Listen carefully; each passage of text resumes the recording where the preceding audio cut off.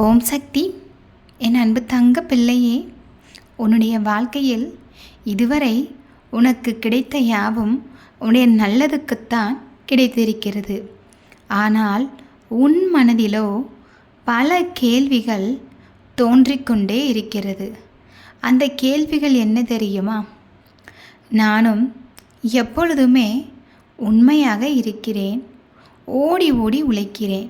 ஆனால் இதுவரை நான் நினைத்த எதுவுமே எனக்கு கிடைக்கவில்லை. என் அருகில் உள்ளவர்களை பார்க்கும் பொழுது அவர்கள் மகிழ்ச்சியாக வாழ்கிறார்கள். அவர்களிடம் இருக்கும் மகிழ்ச்சி கூட என்னிடம் இல்லை.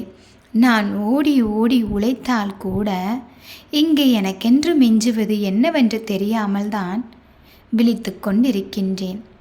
அடுத்தவர்களின் வாழ்க்கையை பார்க்கும் பொழுது பொறாமைப்படக்கூடாது என்று நினைத்தால் கூட என்னை அறியாமல் நான் பொறாமைப்படுகிறேன். ஏனென்றால் அவர்களின் வாழ்க்கையைப் போல என்னுடைய வாழ்க்கை இல்லையே என்றுதான் ஏக்கமாக இருக்கிறது அம்மா என்று என்னிடம் வந்து நீ கேட்டாய். தங்கமே, அவர்களிடம் இருப்பது உன்னிடம் இருக்காது, சரிதான். உன்னிடம் இருக்கும் சில அவர்களிடம் இருக்காது. எப்பொழுதுமே மற்றவர்களின் வாழ்க்கையை தூரத்திலிருந்து பார்க்கும் பொழுது அழகானதாகத்தான் தெரியும். அவர்கள் மகிழ்ச்சியாக வாழ்வதைப் போலத்தான் தெரியும். ஆனால் அவர்கள் கூடவே நீ இருந்து பார்த்தால்தான் அவர்கள் வாழ்க்கையில் என்ன கஷ்டப்படுகிறார்கள் என்பதை உன்னால் புரிந்து கொள்ள முடியும். தூரத்து பச்சை கண்ணுக்கு குளிர்ச்சி என்று சொல்வார்கள். அதே மாதிரிதான் தூரத்திலிருந்து ஒருவரை பார்க்கும் பொழுது அவர்கள் படும் கஷ்டம் நிச்சயமாக தெரியாது. இப்பொழுது உன் மனதில் ஓடிக்கொண்டிருக்கிறது அல்லவா? ஓடி ஓடி உழைத்தேன், ஆனால் நான் நினைத்தது எதுவும் கிடைக்கவில்லை, மகிழ்ச்சியும் என்னிடம் இல்லை, எதுவும் என்னிடம் இல்லை என்று நீ நினைக்கிறாய். இதே நீ யாரை பார்த்து சொன்னாயோ அவர்களைப் போல நான் மகிழ்ச்சியாக இருக்க வேண்டும் என்று அவர்கள் என்ன நினைப்பார்கள் தெரியுமா? உன்னை பார்த்து இருந்தால் இவர்களைப் போல மகிழ்ச்சியாக வாழ வேண்டும், நம் வாழ்க்கையும் இருக்கிறதே, வெளியே மகிழ்ச்சியாக வாழ்வதைப் போல நடித்து கொண்டிருக்கிறோம் என்று அவர்கள் மனதிலும் ஒரு ஓட்டம் ஓடும். தங்கமே, இதைத்தான் உன்னிடம் சொல்கிறேன். எப்பொழுதும் அடுத்தவர்களை பார்த்து நீ எதுவும் நினைக்காதே. அவர்களைப் போல நாம் வாழ வேண்டும் என்ற எண்ணமும் உனக்கு வேண்டாம். உனக்கு கிடைத்த சில அவர்களுக்கு கிடைக்காமல் இருக்கும், அவர்களுக்கு கிடைத்த சில உனக்கு கிடைக்காமல் இருக்கும்.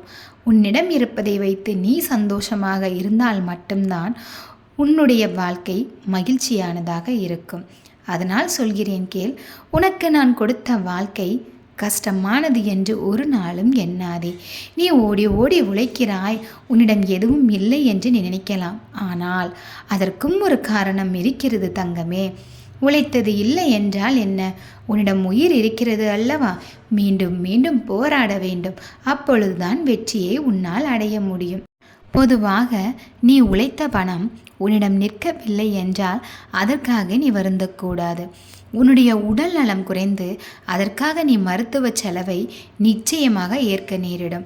அது மட்டுமல்லாமல் உடல் நலம் குறைந்தால் உன்னால் அதை தாங்கிக் கொள்ள முடியாது. அதனால்தான் இப்படி வீண் செலவாக நீ உழைத்து கொண்ட பணம் எல்லாமே போய்கொண்டிருக்கின்றது. அதனை நினைத்து நீ கவலைப்படாதே. உன்னுடைய உடல் நலம் நன்றாக ஆரோக்கியமாக இருக்கிறது. அதனால் மீண்டும் மீண்டும் நீ ஓடி ஓடி உழைக்கலாம். உழைக்கும் பொழுது வெற்றி உன்னை வந்து சேரும். நிச்சயமாக நீ நினைத்த அந்த வாழ்க்கை உனக்கு கிடைக்கும். சற்று பொறுமையாக இரு. நீ நினைத்த யாவும் கூடிய விரைவில் நடக்கும் தங்கமே.